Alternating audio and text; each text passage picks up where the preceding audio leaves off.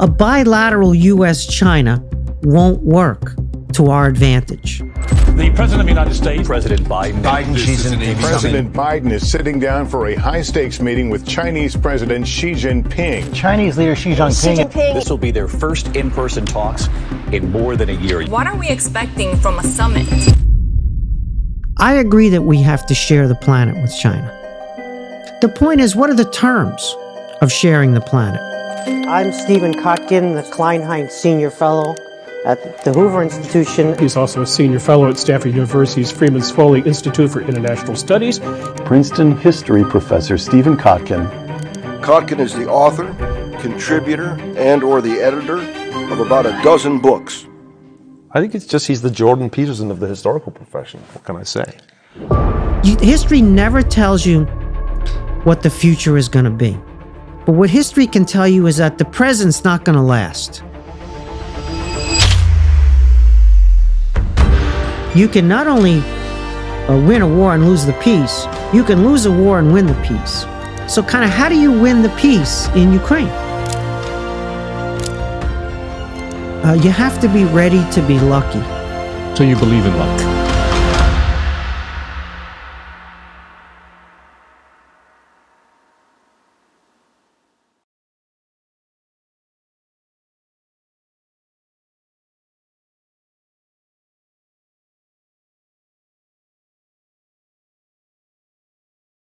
Hi friends and fellows, welcome to this special series of conversations involving personalities coming from a number of campuses, including Stanford University. The purpose of this series is really to unleash thought-provoking ideas that I think would be of tremendous value to you. I want to thank you for your support so far, and welcome to this special series. Hi, I'm honored to have Stephen Kotkin, who's one of the most famous historians. He's also a senior fellow at the Hoover Institution and FSI at Stanford University. Stephen, thank you so much. Oh, thank you for the time. It's an honor. I want to ask you one or two questions about how you grew up. What made you get interested in history? Yeah, you know, I wish I knew. When you're young, you think you know a lot, but of course you know nothing. And it's only with time that you realize how little you knew. But you're very confident as a young person. The thing I had going for me was my mom was a big reader. And she would take out books from the library and in bulk, several at a time. Oh. And one of the areas that she liked a lot was historical fiction. And so she would bring them home and they'd be sitting around the house. And occasionally I would pick one up and because she was done with it and I had to go back to the library. So there was that. But on the whole, besides my mom's influence, which was not forced on me, not imposed on me, but just indirect through the books that she took out and read, I was really a science and technology kid when I was growing up, not a reader. And so I loved math, I loved physics and bio and chem, and that's what I did mostly in high school, right? And what I thought I was going to do at university. So I went to university for STEM and spent the whole first year doing almost all STEM courses. I was in a program that after 2 years admitted you to medical school instead of the usual 4 years. And I did very well in organic chemistry, which was the hardest course. If you passed through organic chemistry, there was a chance you could get onto the path for medical school. But organic chemistry mostly crushed people and ended their aspirations. I did well. I moved on. I got into this molecular biology class, which was a seminar for 12 people. Very exclusive, and part of it was in the hospital.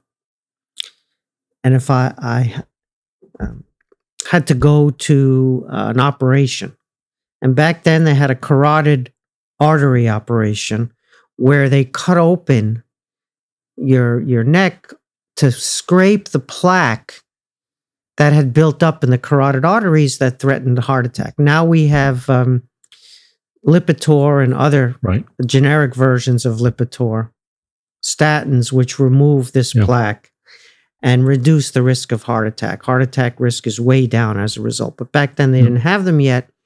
So when I saw the operation in the hospital, I got a little queasy from the blood and I passed out, and it ended my medical career quest. You're right, exactly. And I foolishly gave up the science in addition to the aspiration to go into medicine.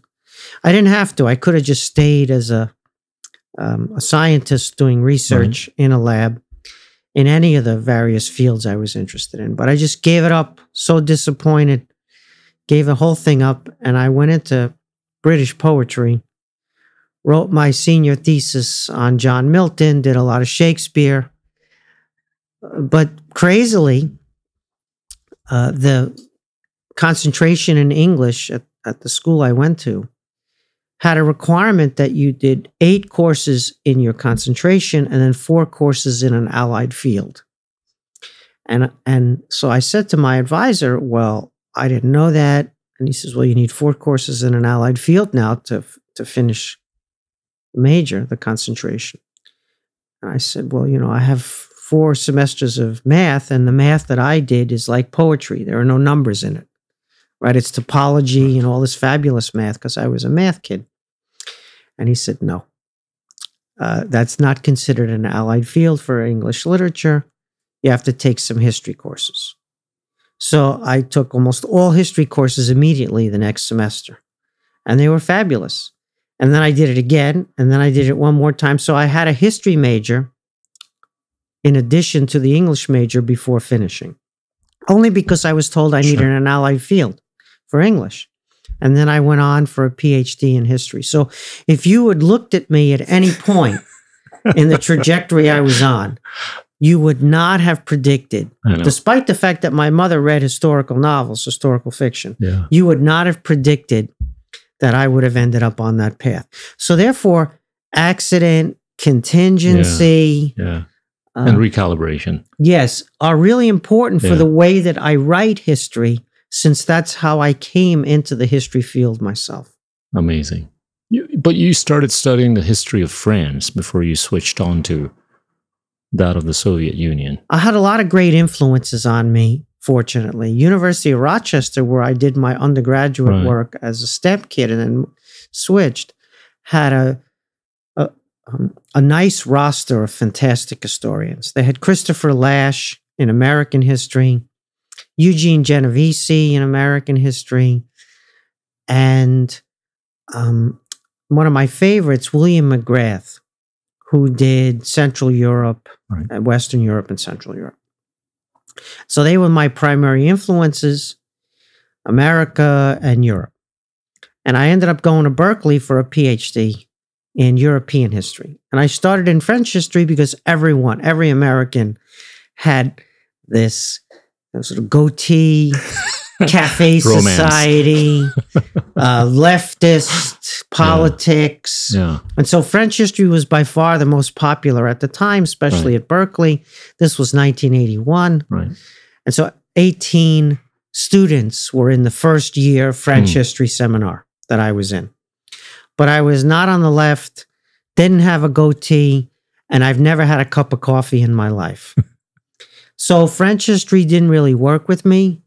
My first major assignment was a paper on the Paris Commune, which was a leftist seizure of power during the Franco-Prussian War in Paris that was not supported by the Parisian countryside and was overthrown by force. And I did a critical analysis where I didn't support the Paris Commune seizure of power, and everyone was a little bit shocked. Really? I said. So French history wasn't really for me, and then I moved into the Central Europe, Habsburg history stuff, and that was really exciting, but there was no major mentor, and I started learning the Russian language in my 3rd year of the PhD program, which is the time you're supposed to take your exam, and instead I started learning Russian alphabet that year, and then I took intensive Russian for quite some time. And 4 years later, I was assistant professor of Russian history at Princeton University. Why Russia? So it's hard to say exactly, but When I was in Habsburg history, I studied Czech language, Right. one of the major nations and languages in the Habsburg Empire, right? German, Hungarian, Czech. Even though it was a dual empire, the Czech part was very substantial. And so it was my first Slavic language Czech. And I got to Prague in the summer of 83, maybe, for the first time. And I was behind the Iron Curtain, saw a communist regime, and it was incredible how interesting it was. It was nothing like the stereotypes that we had growing up in the US about the system. Everything was great on the outside, but on the inside, there was this fabulous entrepreneurialism and resistance to communist way of life and trying to create your own way of life inside the limitations of being stuck with the censorship and the lack of travel permission and everything else. But the people were very inventive. And the system was alive as a black market, second society, secondary economy, inside the formal structures that were hard to see. But when you lived there, you understood how exciting and interesting and inventive the whole thing was. So it was very oppressive, of course, but it was also, it had this entrepreneurial, inventive side. And so I thought, that's interesting. And then I had a teacher. I was very fortunate. Many Europeans came to Berkeley in the 80s. So I met, for example, Habermas, Jacques Derrida, Claude Lévi-Strauss, and Michel Foucault. And so I was a student of Foucault's. This is me and Michel Foucault in my house in Berkeley. You look a little bit younger. I was 40 plus years younger. But anyway, he said to me at lunch one day, he said, wouldn't it be great if someone used my analysis of power to study the Stalinist system? Because he had applied this theory of micropower to the Western system, Western Europe, especially France. But how does it work for a totalitarian system? So I thought, yeah, that's really exciting. I was young, impressionable, 20-something years old. I didn't share his view that Western society was kind of like a prison or imprisoning in many ways, that the Enlightenment was a negative thing entirely, the 18th century European Enlightenment. But I love the way that he was able to connect individual identities and behaviors in a micro setting with the larger structures of a system. So this little tactics of the habitat, actually a phrase I got from Michel de Certeau, who was another French intellectual, came through Berkeley, was very exciting. So on the one hand, Foucault's prompt to use micropower techniques to study Stalinism, and on the other hand, my trip to Prague, which had introduced me firsthand to what the Iron Curtain, what such a system was like in practice. And so I was very enthused. I didn't have a home. The Habsburg history wasn't working because I didn't have a thesis advisor at Berkeley. And so why not? There were these fabulous Russian history professors there, Martin Malia, who was the main influence on me, and Reginald Zelnick, both of whom were my thesis advisors, were very prominent professors in Russian history. So that was the piece that was missing in the other areas that I was studying. And then these influences. And so I started learning the Russian language. And lo and behold, I had an amazing teacher of Russian who was an emigre who came out in the East. He came out through Siberia in the revolution, his family. He was 80-something years old by the time he was at Berkeley, teaching a very accelerated Russian to a handful of kids who needed to learn Russian from scratch like me. Sergei Kasatkin. And he had been a translator of Mongolian. He wrote a Mongolia dictionary. He worked for British intelligence in the Far East, in New Japanese. Yep. And so he had this amazing East Asian piece that was unusual for Russians. And so he had stories like you couldn't believe. World War II and Intel and just Asia in general. There's a huge influence on me. I was there to learn Russian. Sure. So grammar and vocabulary and sentence structure. And so I took accelerated Russian with him a whole semester, but 1 year. So 2 hours a day, 5 days a week. I considered a year's worth of college Russian in a semester. The second semester was a second year's worth of college Russian. And then the third year of college Russian, I took in the summer in Leningrad in 1984. So I had 3 years of college Russian in a single calendar year. Mostly thanks to Sergei Kosatkin, and then thanks to this summer language program in Leningrad, where first time to the Soviet Union, Konstantin Chernenko was the general secretary. The place was clearly stagnant and everything else, and I experienced that firsthand. But I had enough Russian so that after just one calendar year, I was able to start reading with a dictionary coming back from the Soviet Union in that fall of 1984, and embarked soon enough on dissertation research, finished my dissertation a few years later, and then started at Princeton University, my first job. Where 89, right? Yeah, September 1989 at Princeton. 33 years you were there. Yes, and the wall fell in November in my first semester. The Berlin Wall fell.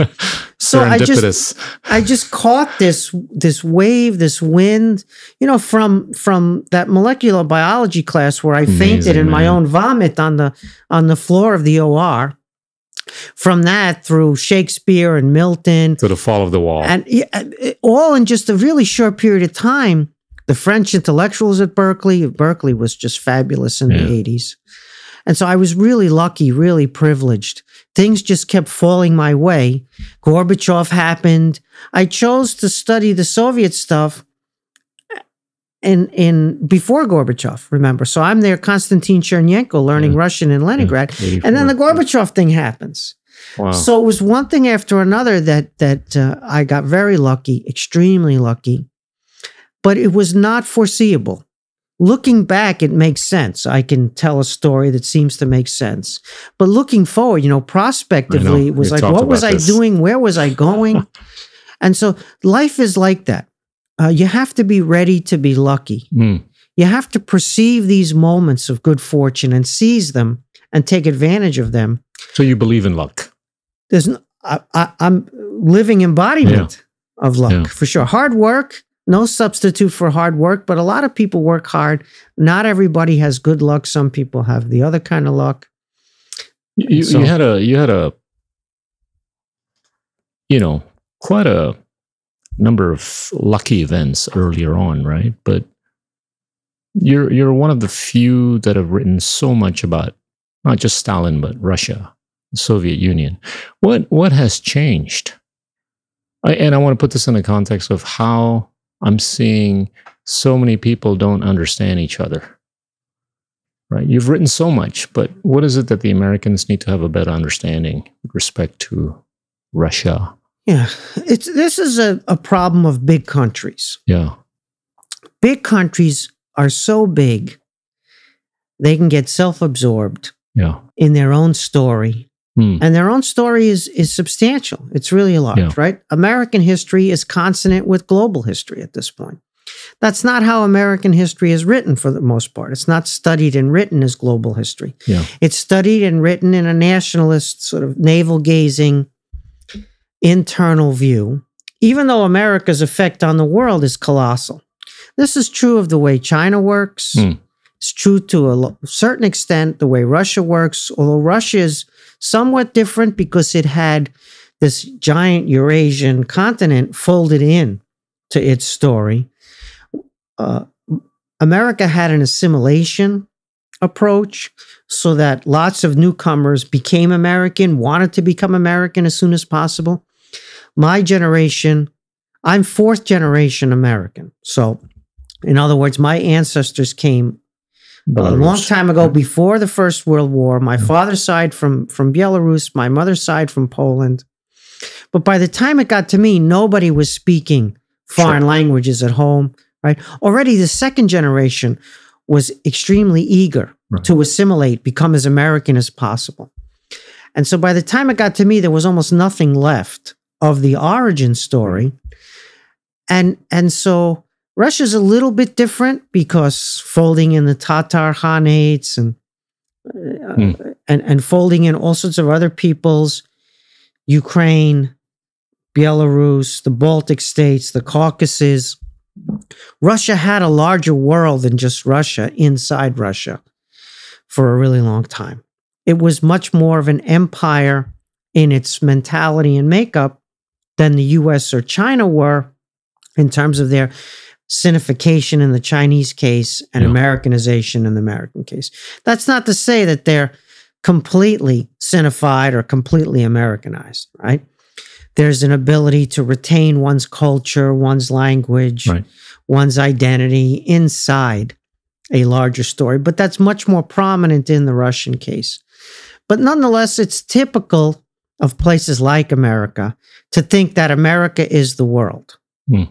And so the American version of English, American institutions, American food, American way of life, that either the whole world is like that or it has a desire to become like that.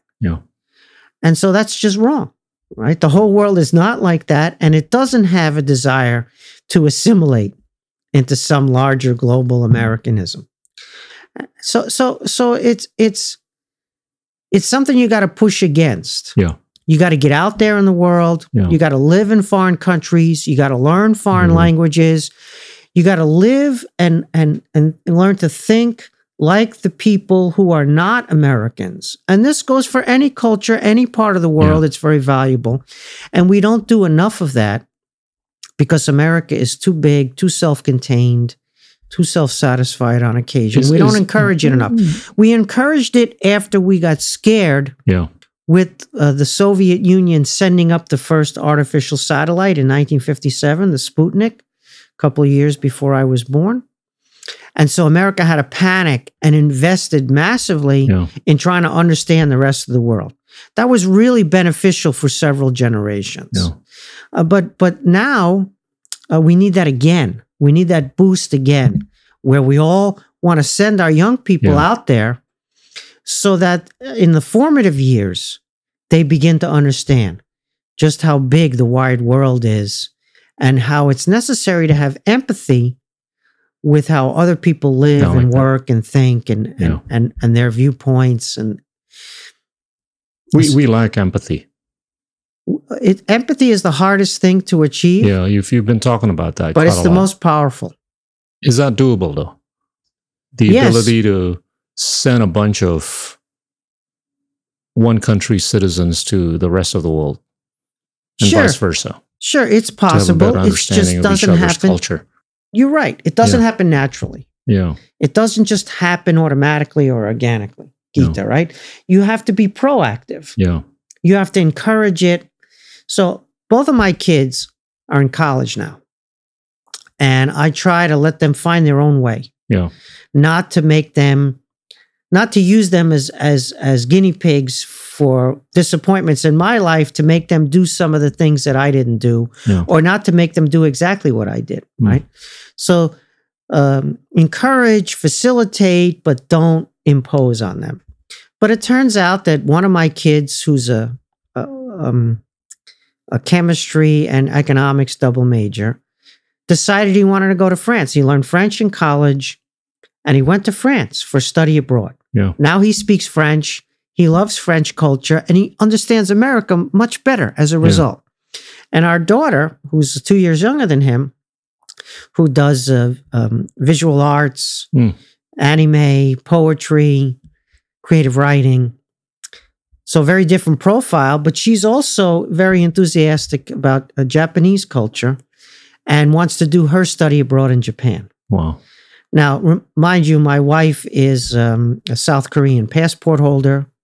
Right? My wife is Korean, so the kids grew up with Korean school and Korean culture. On the weekends, they went to Korean school and they got introduced to K-pop and other influences besides the language. And K-dramas. Yes, and my wife was chief curator of the Korean art section at the Metropolitan Museum of Art, and so she did a number of really gigantic Korean-related exhibitions, and we had Psy from Gangnam Style come, and the kids met Psy and took videos with him. So they had some international influence. Really good. But nonetheless, they took the initiative themselves, like my son to do the French stuff and my daughter to do the Japanese stuff. And we think that makes them much better Americans and much deeper understanding of America. Yeah. We travel with them as much as we can. Tourist travel. Usually I'll be invited to give a lecture or attend a conference. And my wife will come along to do museum work. And the kids will tag along just to see what that culture is like. So we've done some family travel that way, opening up vistas for them, but not telling them, again, that they should do this or they should do that, but showing them what's possible. And so we think that that can be done. Yeah. Of course, you know, we have resources now. When I was growing up, we weren't rich, and I was a working class kid. And first time I traveled abroad was a subsidized trip for language study to Vienna when I was in graduate school at Berkeley, where they paid my way to go study at the Goethe Institute in Austria to study German. But now that I've worked really hard and got lucky and been rewarded, we have some resources to be able to travel. And my kids started traveling much earlier than I did, traveling abroad. But now, as part of their studies, so it's really exciting, and we can do more of that. It's important to bring it here, right, and have it available inside American culture. And we do have a gigantic population of immigrants, green card holders, foreign students, and it's indispensable for our economy, and I would argue indispensable for our way of life. But we also need to get the Americans out there. Yeah. And especially the ones who are going to be in decision-making capacity, officials, positions of authority. Yeah. It's not just that they got to have passports and plop down at some 5-star hotel in luxury and spend a couple of days there talking to some brilliant people who got a PhD at Harvard or MIT or LSE, right? Yeah. Not that kind of travel abroad. Let them go to the villages, the trenches and all that. Yeah, right? See how the transport system works, see what the school system is like, see how ordinary people live with families around the world and how they think and what their aspirations are. You alluded to a song by Sam Cooke. Don't know much about history. I get the sense that the kids nowadays, they tend to, over social media, communicate amongst themselves, to themselves, as opposed to their predecessors, the 107 billion people that have died. We call that history. Yeah. Isn't it a concern that the kids nowadays don't study history the way you did or most of your peers did? So, yeah, we have a lot of complaints that our young people don't know history. Yeah. And so I say, well, whose fault is that? Is that their fault? Or is that our fault as history teachers? We have to do better. We have to teach a history. We have to write history and teach history in ways that attract their attention. Yeah. It's on us, not on them. You can complain till you're blue in the face, walk around the Stanford campus, oh, they don't know any history. Well, do something about it. Yeah. Teach them some history, but in a way that sparks their curiosity, sparks their desire to learn more when you're not there anymore, right? So I'm not a complainer about people not knowing history. I try to be a doer about that. Yeah. But that's true not just of our young people. That's true of people in positions of authority. Yeah. What I've discovered in my travels and in my advisory capacity with private sector or public sector officials is that the demand for history is really high. Yeah. It's not a demand problem. It's really a supply problem. When I go to Washington or other government institutions, our allies, Five Eyes, they're all dying to know history from me. That's all they ask me about, historical. How did it happen the last time? Or, What are the lessons? What can we learn from previous episodes? So demand for history in the government sectors is huge.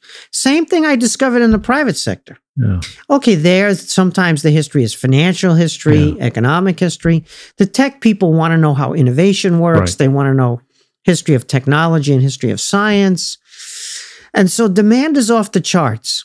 It's just we're not supplying the big picture history, the tour of horizon, the connect the dots, the history that is exciting and gives you insight into how the world works now and where it might be going. You know, what the drivers of change are. History never tells you what the future is going to be. Nobody can do that. But what history can tell you is that the present's not going to last. Yeah. That things are going to change because that's happened many, many times over, right? Who living in China in the 1960s or 70s was going to think that China was going to be the second largest economy in the world, right? Per capita GDP was $200 a year under Mao. And so if you projected that forward, you would have looked like a fool. Yeah. Because the China that unfolded was nothing like that time period that people were living. So you got to do that with your own time period, with your own set of institutions, with the reality that seems permanent. Right. Because it's the reality that you live in, and you got to say, it's very likely it's going to change. I don't know how it's going to change, but it's going to change. And therefore, let's be ready for the changes. Let's even try to shape the changes somewhat. And so what are the levers of power, the levers of agency onto large systems? Right. How do you affect change? Not giving a lecture, giving a speech that something should happen. Yeah. But how could it happen? Yeah. What role does agency play? And you only can do that if you understand systems, systems theory, complexity theory, and if you understand the drivers of change. So history is really empowering for agency. Yes, there's perverse and unintended consequences often. You think you're trying to invent one type of world and you get the opposite result because you don't understand how nonlinear causality works, and you get these perverse and unintended consequences. Sure.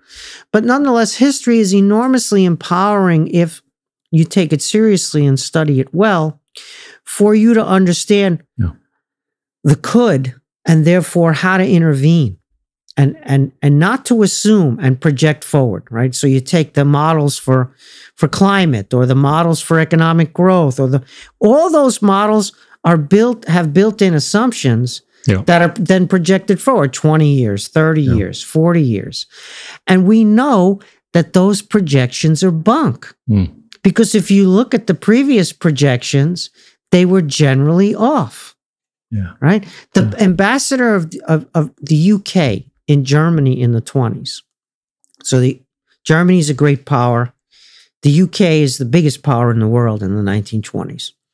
And this ambassador is not a dumb guy. And he writes this report that Adolf Hitler is finished as a politician. He's done. Yeah. He's toast. Yeah. And a few years later, he's Chancellor of Germany. Yeah. Not because the ambassador was a moron. Yeah.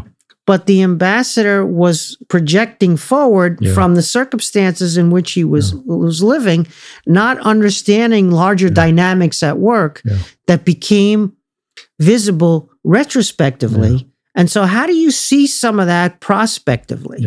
Right? Once again, there's contingency, there's accident, there's a lot of things that you didn't think were going to happen, and then, wow, they happen, right? I like how you've always compared yourself with The Economist, who would always use the assumption everything else being equal. Economics is a very powerful profession. I like economics a lot. I studied economics. I have a lot of friends who are economists. Their models are very impressive. Right. But they always have that line in them, just like you said, Gita, right? All other factors held constant, comma, and then you're off to the races with this economic model. In geopolitics, nothing is held constant. Right. And so we have this policy advice that goes like this. The economists are dominant. Economists have the ears of officials. Economists have the ears of policymakers. And then one day, bad stuff happens. And everyone discovers that people are not maximizing utility. They're murdering each other. And so then the geopolitics gets let back in, right? And all of a sudden, it's geopolitics 24/7. Geopolitical risk and all sorts of great power, rivalry, this and that. And the economists, for a time, get eclipsed. Right. Because we're not maximizing utility. We're having war or there's a pandemic or whatever it might be. But that's wrong also. Right. That's another extreme. So economics is really important. Prosperity, yeah, trade, yeah, opportunity, right? So it's peace and prosperity. Yeah. It's geopolitics and economics. And we can't let one occlude the other. Right. Just because it seems to be a happy time or just because it seems to be an unhappy time, right? So I try to keep a balanced perspective, knowing that it's never as good as people say. It's never as bad as people say. Economics is just as important as geopolitics, even when it doesn't seem to be the case, and vice versa.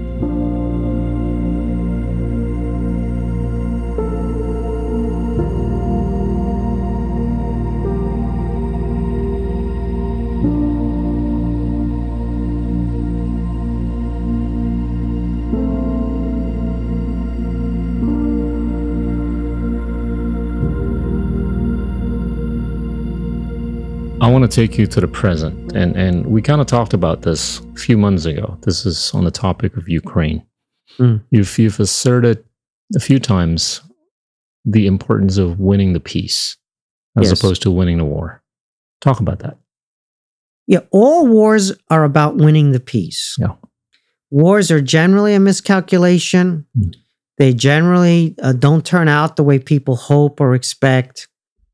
They rarely deliver the advantages that the people who start them think. But it's not the war per se, it's the peace that you should focus on. So, for example, the United States in Afghanistan won the war, but then we lost the peace. I think it's pretty clear. We ousted the Taliban really quickly. Yep. We helped an alternative Afghanistan political system form, but in the fullness of time, the Taliban came back and we lost the peace. Iraq is a little bit more ambiguous. We certainly won the war. Looks like we lost the peace, although the fullness of time we'll see. In Vietnam, the United States lost the war and it won the peace. Yeah. Vietnam is a remarkably pro-American country, as you know, despite the atrocities that the Americans committed there. Vietnam has this amazing museum of American atrocities. It's really moving to see that museum. It made a very big impression on me. And at the same time, the people were incredibly warm towards me as an American. Same towards South Koreans. And the South Koreans, as you know, were on the American side in that horrific war in Vietnam. And so that's really interesting. You can not only win a war and lose the peace, you can lose a war and win the peace. So kind of how do you win the peace in Ukraine? Yeah. That was my question early on. I understand that we need to talk about the war, and I have talked about the war, but what about after the war? Is there an after the war, and what should it look like? And therefore, how should we define victory in the war if our goal is to win the peace? So Ukraine defined a victory as recovery of all their internationally recognized territory, which is under Russian occupation now, war crimes tribunals for those who launched the aggression against Ukraine, and reparations for all the damage that was caused in Ukraine. So those are fully understandable at an emotional level, at a justice level. This is a criminal aggression under international law, what Russia has done. But in order to achieve those war aims, to achieve a victory defined that way, you have to take Moscow in order to impose that kind of peace. So Ukraine is not taking Moscow. And therefore, that version of victory is just not reachable. As much as it is understandable at an emotional level, you can't achieve that in reality. So what's a better definition of victory? a better definition of victory, at least for me. Now, remember, we're sitting here in an office at Stanford University, Palo Alto, California. We're not under bombardment. Yeah. We haven't had our sons or our husbands or our brothers or our sisters, aunts and uncles killed. Yeah. We're not victims of rape and atrocities here. So it's a lot easier for us to talk about the war in Ukraine than it is for the Ukrainians living it day to day as we sit here and speak. But I think we can talk about the peace or a victory as Ukraine getting into the European Union and Ukraine getting some sort of security guarantee. Now, why does Ukraine need to get into the European Union? Well, because it needs that mechanism of European Union accession to transform its domestic institutions, to go from a poorly institutionalized, weakly institutionalized, extremely corrupt state to more like a European state with rule of law, open society, free and open media, and prosperity. Because Ukraine is remarkably poor by European standards. Okay. And then security guarantees so that Ukraine, if they rebuild, it then isn't destroyed again. What might that EU accession process look like? What might the security guarantee look like? I think those are worthy of debate and need to be debated, and they are being debated. So that's very positive. But to get to that road, you need an armistice. Yeah. You need the fighting to stop. Meaning, you don't need to get all of your territory back in order to start the process of European Union accession, transformation of institutions, rebuilding the country in a new economy and with some security arrangements, right?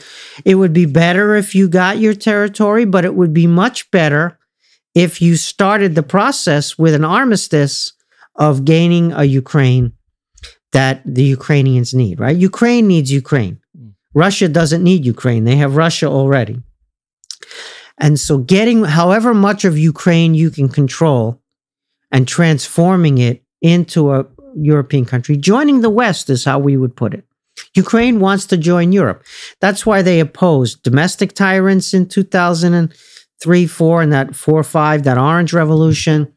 That's why they overthrew that domestic dictator in 2013, 14, Yanukovych, who fled to Russia, right? They risked their lives to join Europe before Russia took Crimea and then the full-scale invasion of February 2022.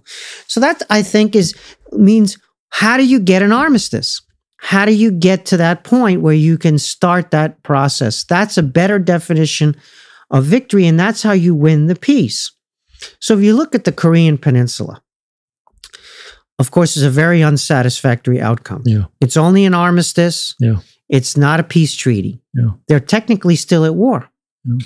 But there's not large-scale fighting. Yes, the families were separated. Some never saw each other again because the border was closed. And yes, North Korea does a lot of things that the South Koreans regard as provocations. And so it's unsatisfactory.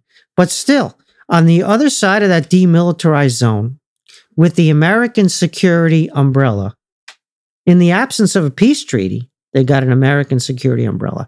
They built or rebuilt one of the most successful societies on the planet, as you know, South Korea. It's unbelievably impressive what they did. Yeah. Again, it's not perfect. It's not satisfactory. It would have been much better to get a peace treaty. Better than nothing. But hey, look what they've achieved. Yeah. And so an outcome like that for Ukraine would be a miracle and would be a gift and would not necessarily involve Ukraine acknowledging loss of territory, right? South Korea doesn't acknowledge that the Korean Peninsula is divided forever. Quite the contrary. But in the meantime, they rebuild. You've mentioned the EU, but you've not mentioned NATO. You've talked about bilateral plus in the context of Ukraine. Yes. So right now, what's on the table for a security guarantee of Ukraine is not a treaty where someone else will come to Ukraine's aid if they're attacked, but instead a promise to arm Ukraine and enable it to defend itself. What's happening now during the war on an ad hoc basis could be institutionalized. That's the guarantee they're talking about. Next level up would be some type of treaty, probably not with NATO, because NATO works by consensus, and there isn't a consensus to extend the Article 5 security guarantee to Ukraine while it's still at war. Or even if the war stopped, we're not sure that there would be such a consensus. So we have to live in the world that we live in. Sure, Ukraine would love to be in NATO, and sure, many officials in NATO have promised Ukraine, but is it feasible? And if it's not feasible, what do we do then? And so some type of security guarantee with the United States would have to be sold to the American people, the same way that the one with South Korea, the one with Japan, the one with Australia, right, is supported by the American people. It would have to be sold by them. That hasn't happened yet. Right. But that could also be joined, if it were to happen, by others. This is why I call it bilateral plus. For example, Poland might wish to join. For example, the Baltic states, Estonia, Latvia, Lithuania, maybe one or two of them would like to join. Maybe the Scandinavians would like. So it's a kind of proto version of the fuller NATO, more than just what South Korea has, which is a lot, but less than the full NATO. So that would be a big step forward. We're not there yet. We would have to prepare the U.S. public and the U.S. Congress, the Senate especially, to ratify a treaty like that. We're far away from that now, but at least let's discuss these terms publicly so that people understand how Ukraine could win the peace. You think about Crimea. Crimea internationally recognized Ukrainian territory because in 1991, when the Soviet Union broke up, it was part of Ukraine, had been since 1954. Right. Well, does it make sense for winning the peace for Crimea to go back into Ukraine? First of all, how would they get it back? You'd have to take it because Russia has it. People say that this is like Munich in 1938 if you give Crimea to Russia. And I say, well, Hitler was given the Sudetenland at Munich in 1938. He didn't have it yet. It was handed to him for no compensation. Putin has taken Crimea. Nobody's handing it to him. He's got it now. Yeah. And if you can't take it back, it's your potential bargaining chip to get a larger deal. Moreover, if you do try to take it back and you're successful, what does that give you? It gives you a bad choice of the necessity maybe of ethnic cleansing. You have 2.5 million ethnic Russians in Crimea now. Are you going to remove them all in an ethnic cleansing? Otherwise, you have 2.5 million Russians inside your state who might not want to live inside Ukraine and might be available for insurgency or sabotage manipulated by Moscow, by the Kremlin. And so incorporating Crimea back into Ukraine might be detrimental for your EU accession process, for your security guarantee, for your overall stability. Plus, it incentivizes a regime in Moscow, whether the Putin one or the one after that, or the one after that, or the one after that. It incentivizes Russian rulers to come back and do this again and get it back, because Crimea was part of the Russian Empire since Catherine the Great, since 1783. And for Russia, it's mother's milk, and it's hard to see how they would accept the loss of Crimea. So it has all sorts of potential negative consequences for Ukraine. The final argument Crimea does is that, well, if they don't get Crimea back, Russia can use it to attack Ukraine. And that's true. That's what they're doing now. But Russia can use Russian territory that borders Ukraine to attack Ukraine, even without Crimea. And it's also possible to demilitarize Crimea, even if it was not regained in some type of bargain. Yeah. And so you have to win the peace. Yeah. And you have to think about all of the ways that you don't incentivize this to happen again, or you don't have an insurgency inside your country that's more or less permanent, or you don't get yourself involved in ethnic cleansing to stabilize, because ethnic cleansing is not a ticket into the European Union. Minority rights are. Yeah. But minority rights can be manipulated by Russia the other way. So this is complex. It's fraught. You have a lot of emotion, understandably, involved in this. And I'm not trying to underplay all of those dimensions. I'm just trying to say, how do we win the peace so that we don't get an endless war, a permanent war, a renewal of the war, but instead we get a stable Ukraine that can aspire to become something like South Korea's success? I want to switch to China. But before then, I want to make reference to your earlier statement about the fact that a transatlantic alliance could be deemed as a pivot to Asia. Yes. Explain that to some of us in Southeast Asia to better understand it. So many people in the United States were talking about a pivot to Asia, which is an absurd concept because the United States has been an Asian power for a really long time, has huge investments, financial investments throughout Asia, including Southeast Asia, where it's just a colossal investor. Technology transfer, people-to-people exchange, like we were talking about earlier, right? America is in Asia deeply already. But the pivot to Asia was meant as a transfer of some of the resources from the Middle East to the Indo-Pacific. Okay. So that was the intention. And that also implied maybe Europe should take care of itself and the U.S. shouldn't expend as many, the scale of resources, especially military with NATO. Why can't Europe defend itself? They're rich countries. And so the notion of pivot to Asia became tied into a kind of zero-sum, take it from here, put it over there. Because we have limited resources, the world is changing, we have deficits, we have demands at home, we can't be everywhere on the same scale anymore. So it's understandable, but it turned out that the war in Ukraine galvanized America and its allies, galvanized, resuscitated NATO and the EU, and also brought Europe and the U.S. much closer on China policy. Because China, as you know, initially rhetorically and now more than rhetorically has supported Russia's war effort. And so the Europeans had been attempting to distance themselves from the United States to a degree on China policy. China and the U.S. were going to be antagonistic, two great powers, one the status quo power, one the rising power. It was inevitable that there would be friction. But hey, we're Europe. We don't like conflict. We love trade.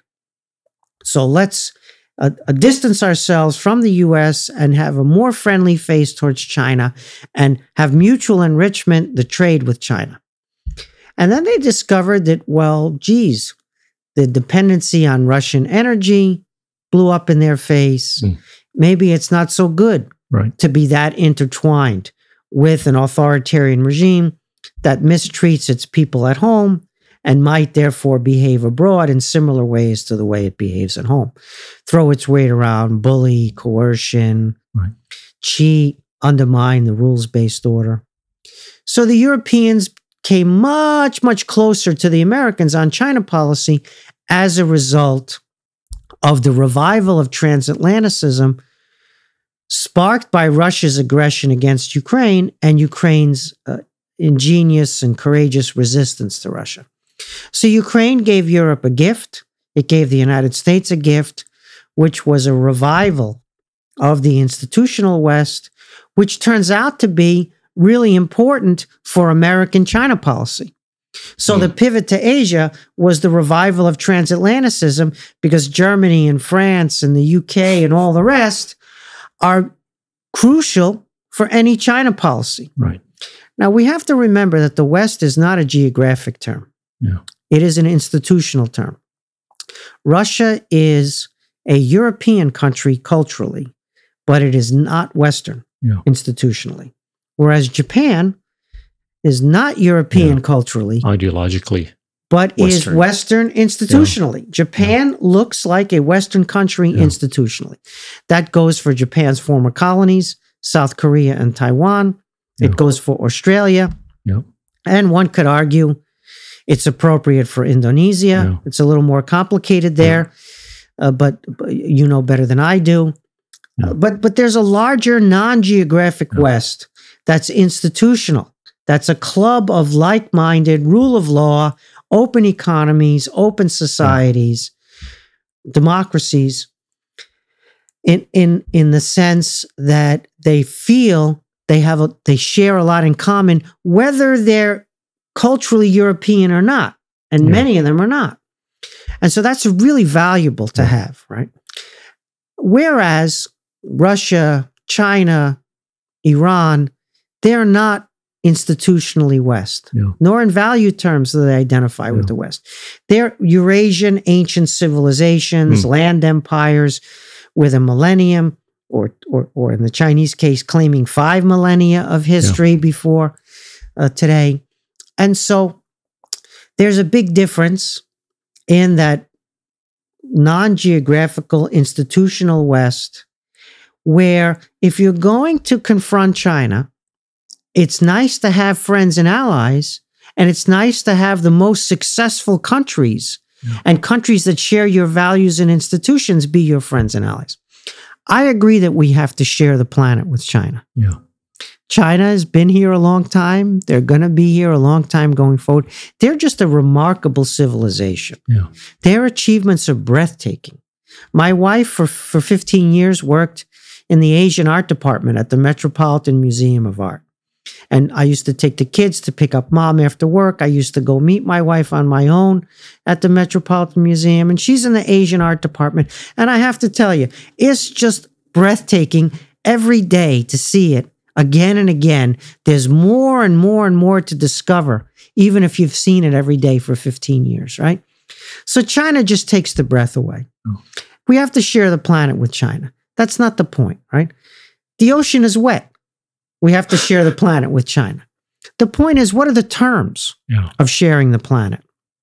And how do we negotiate those terms so that we preserve the free and open societies, the rule of law, the institutional West that accounts for our peace and prosperity? Yes, we make a lot of mistakes. Yes, there are a lot of policies and actions that one could criticize, from that Vietnam War to many others that you could name. There's a lot of agony that comes from mistakes, and more than mistakes on the Western side. It's very imperfect. But we live in a world of reality where what's the better alternative? Is it better to make the West live up to its promises, or is it better to undermine the Western order and get something else that maybe would be more coercive, more hierarchical, less free and open? And so I'm all in favor of sharing the planet. I just want to negotiate the terms. And I want to have leverage to negotiate those terms so that we can defend our values and institutions while we're sharing the planet. We can recognize China's greatness. We can recognize China's achievements, but we don't want to live under Xinjiang. We don't want to live what happened to Hong Kong. We don't want that to happen to places outside of China, because China has huge influence and power as a result of its commercial success. We want to push back, not against the commercial success. We want to share in that commercial success, because that's win-win in many cases. We want to push back on use of that commercial leverage by China to enforce a different world order that's suitable for an authoritarian regime, that is safer, more secure for an authoritarian regime, but not for the kind of values and institutions that we cherish. You've expressed this view that would have been slightly different with respect to Kissinger's outreach to China, right, in the early 70s. With the benefit of hindsight, how do you think the United States could have done it differently to make the two largest countries or economies in the world share the planet a little bit better?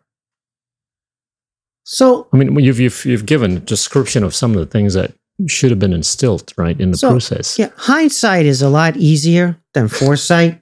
And being a critic from an office at Stanford is a lot easier than being Secretary of State or National Security Advisor, where you have imperfect information, a flood of unpredicted events, lots of pressures from interest groups, and negotiation is hard, right? So we have to be careful not to be the kind of armchair think tank critics where we know better, or we're smarter, or fullness of time, things have happened.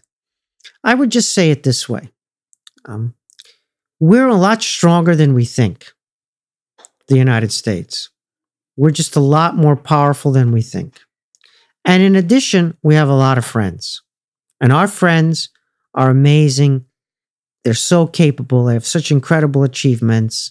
And they're voluntarily our friends. We don't coerce them to be our friends. So that's how we have to approach China.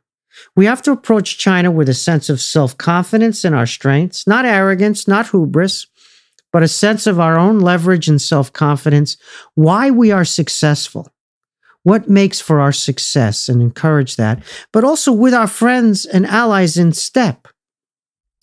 A bilateral U.S.-China won't work to our advantage because we need to have the strength of our friends and partners taken into consideration in those negotiations and in that deal making and in that sharing of the planet. The whole point of the American world order is that it provides opportunity for others, not just for Americans. That's what we got to reinforce. That's the message. And therefore, our friends and partners have to be in that room. And our actions that may be unilateral, we have to understand what the effects are for our friends and partners, as well as those who are not yet our friends and partners, but might want to be one day our friends and partners.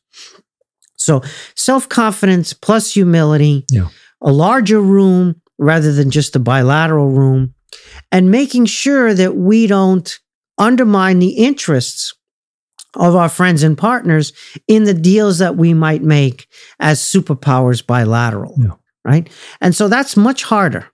It requires more work, more patience, more knowledge, more talking, not just with the Chinese, but with everybody to understand what the effects might be, whether it's in Indonesia or Japan or Germany or Brazil or South Africa or any other place you could name, right? UAE.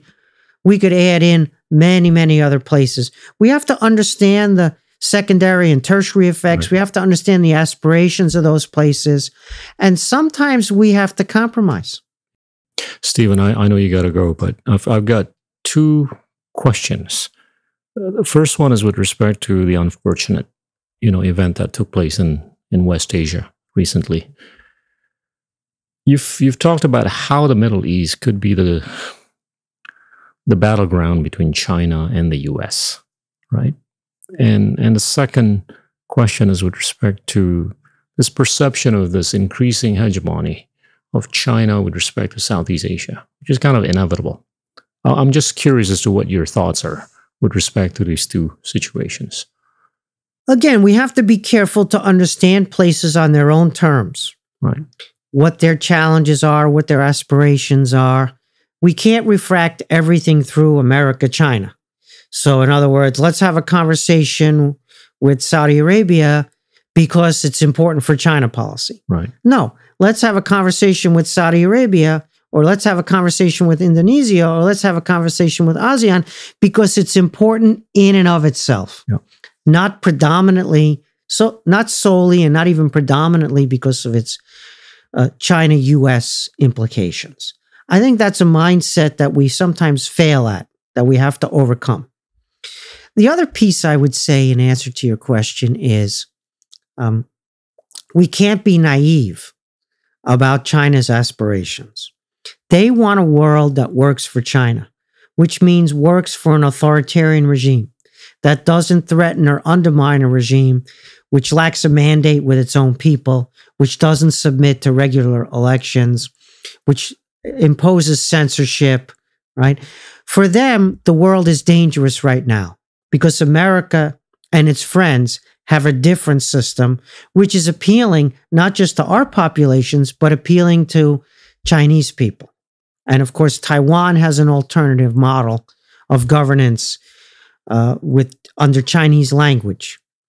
They don't think of themselves as ethnic Chinese. As mainlanders, they think of themselves as Taiwanese predominantly. But nonetheless, it's an important alternative model of how a Chinese-speaking entity could govern itself.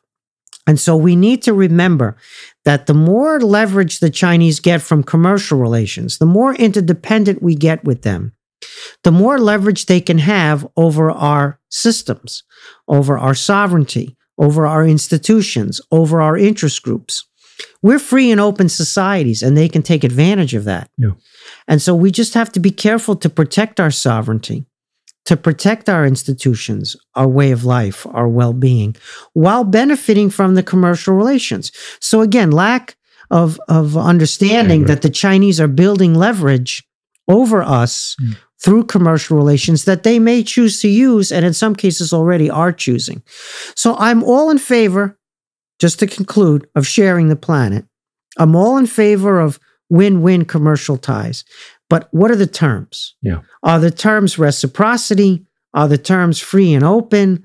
Are the terms actual win-win? Yeah. Or are the terms more coercive, more influenced by, more subversion, more turning the world in a direction that's safer for an authoritarian regime and corrosive for democratic rule of law regimes? Anyway, thank you so much for your time. Thank you so much, Stephen. Pleasure I got to talk tons to of you. more questions, but next time maybe. We'll revisit for sure. Thank It's you. a great pleasure that we have you here at Stanford Gita and that we raise the interest and the understanding Amen. of Southeast Asia Amen. here in America. Thank you. All right. That was Stephen Kotkin from Stanford University. Thank you. Inilah Endgame.